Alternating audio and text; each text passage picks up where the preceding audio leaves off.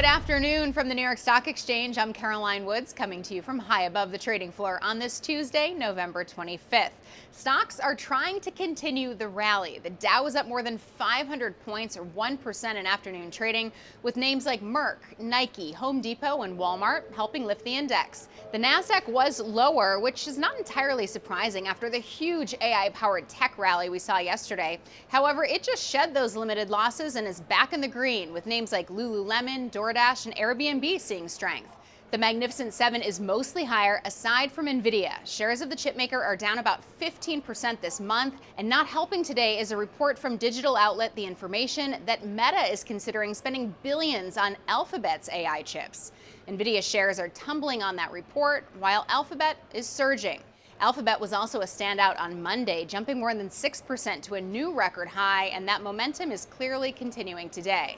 We are seeing weakness in other parts of the AI trade, though. AMD, ARM, CoreWeave, Supermicro, and Oracle are all in the red. So tech may be having a tough day, but if you look at the S&P 500 sector breakdown, more sectors are in the green than in the red. Healthcare, consumer discretionary, staples, materials, real estate, communication services, financials, and industrials are all trending higher. There is renewed hope that the Fed will cut interest rates at its meeting next month. If you take a look at the CME FedWatch tool, you'll see markets are pricing in a more than 80% chance that the central bank will lower rates. Quite a reversal from just last week. And some weak economic data out today may only strengthen the case. ADP's latest update showed further signs of labor market softening. Private companies lost an average of 13,500 jobs a week over the past 4 weeks. That's a sharp acceleration from the 2,500 jobs lost a week in the update just a week earlier. Meanwhile, consumer sentiment weakened again this month. Americans reported feeling less confident about both the current economy and their outlook for the future, with growing concerns about the ability to find a job. That's according to a new Conference Board survey. The board's Consumer Confidence Index for November dropped to 88.7. That was down 6.8 points from October and the lowest reading since April. Economists expected a reading closer to 93. And speaking of consumers, retail remains in focus as the latest quarterly results offer more insight into how shoppers are feeling and where they're spending. We know consumers are hunting for bargains, and they're apparently finding them at Kohl's. The discount retailer surprised investors by reporting a fiscal third quarter profit and a big sales beat. Comparable store sales, or sales at stores open at least a year, were down 1.7%, but that was far better than expectations for a 3.7% decline. And Kohl saw increased spending from its credit card customers, something the company says shows important progress in re-engaging its core shoppers. Meanwhile, shares of Abercrombie and Fitch are surging after the retailer reported quarterly sales that grew 7%.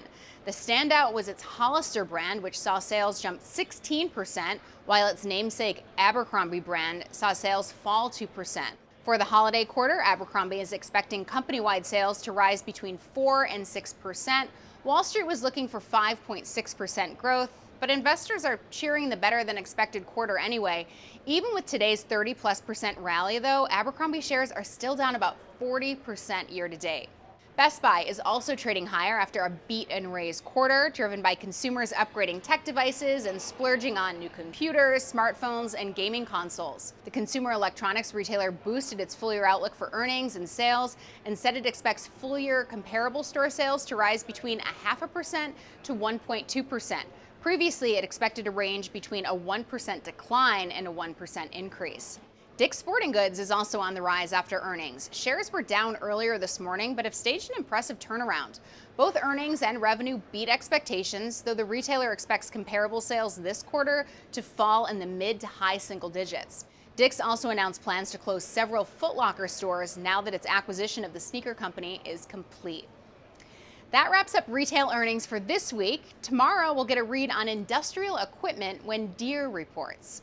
That's all for now. I'll be back with another market update tomorrow. I'm Caroline Woods at the NYSE.